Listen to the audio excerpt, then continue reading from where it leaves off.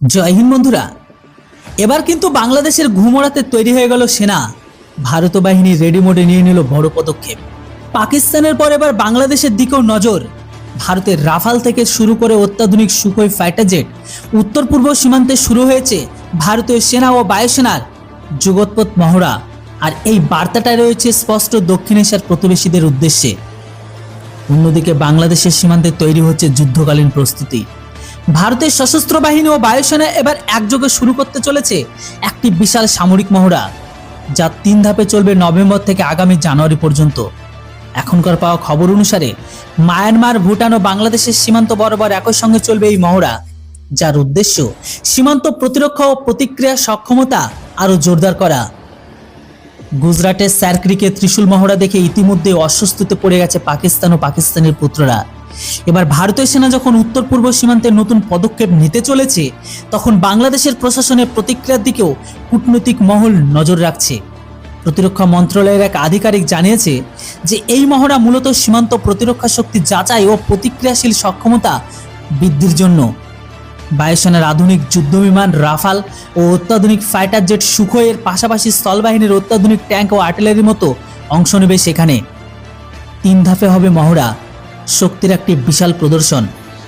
যেখানে এখানে প্রথম ধাপের মহড়াতে হবে 6 ও 9 নভেম্বরের মধ্যে, দ্বিতীয় ধাপ থাকবে 4 ও 18 ডিসেম্বর, আর শেষ ধাপ হবে 1 জানুয়ারি থেকে 15 জানুয়ারি পর্যন্ত।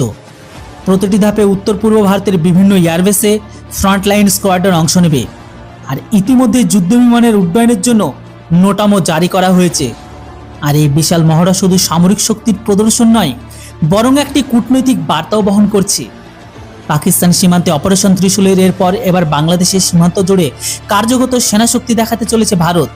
অন্যদিকে আইএসআই ও বাংলাদেশের অভ্যন্তরীণ পরিস্থিতি নিয়ে উদ্বেগ বাড়ছে, এমনটাই কিন্তু সূত্রের দাবি। যদিও পাকিস্তান গুপ্তচর সংস্থা আইএসআই সাম্প্রতিক সময়ে বাংলাদেশের অভ্যন্তরে কার্যক্রম বাড়ানোর প্রস্তুতি নিচ্ছে। ভারতীয় গোয়েন্দা মহলের মতে বাংলাদেশের রাজনৈতিক অস্থিরতার সুযোগ নিয়ে সীমান্তে নাশকতা ঘটাতে পারে এই সংস্থা। ঠিক সেই কারণেই কিন্তু ভারত এখন সর্বোচ্চ সতর্ক। ভারতীয় সেনার এই পদক্ষেপকে তাই পূর্ব প্রস্তুতি হিসেবে দেখছেন বিশেষজ্ঞরা। প্রতিরক্ষা বিশ্লেষক দেবাশিস ভট্টাচার্যের মতে ভারতের এই মহড়া শুধু সামরিক নয়, এটি একটি কৌশলগত প্রতিরোধ। প্রতিবেশী দেশগুলোকে বার্তা দেওয়া হচ্ছে যে কোনো আগ্রাসন ও উস্কানির জবাব কঠিনভাবে দেওয়া হবে শত্রুদেরকে। বাংলাদেশকে সরাসরি বার্তা দিল ভারত কূটনৈতিক মহলের মতে। আর এই মহড়া কার্যগত বাংলাদেশের ইউনুস প্রশাসনকে একটি স্পষ্ট সতর্কবার্তা। তবে সাম্প্রতিক সময়ে সীমান্তবর্তী অঞ্চলে বেড়ে ওঠা অনুপ্রবেশ ও সন্ত্রাস কার্যকলাপের প্রেক্ষিতে ভারত স্পষ্ট জানিয়ে দিচ্ছে যে বাংলাদেশ বা পাকিস্তান যে দেশই সীমান্ত উত্তপ্ত করবে তার জবাব মিলবে দ্বিগুণ শক্তিতে। তবে যেটাই হোক, পাকিস্তান ভারতের ট্রেলার দেখে তারা ভয়ে আছে, এর সাথে সাথে চিন্তায় পড়ে গেছে পাকিস্তানের অবৈধ পুত্ররা। আমার কথা বুঝলে বুঝপাতা, না বুঝলে তেজপাতা।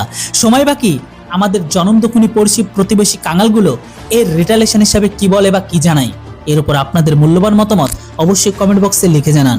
ভিডিও যদি ভালো লেগে থাকে তাহলে ভিডিওটিকে একটি ছোট লাইক করবেন, আর চ্যানেলটিতে প্রথমবারের জন্য হলে সাবস্ক্রাইব, কারণ আপনার ছোট লাইক, কমেন্ট, শেয়ার আমাকে ইন্সপায়ার করে এরকম টাইপের ভিডিও আপনাদের সামনে নিয়ে আসার জন্য।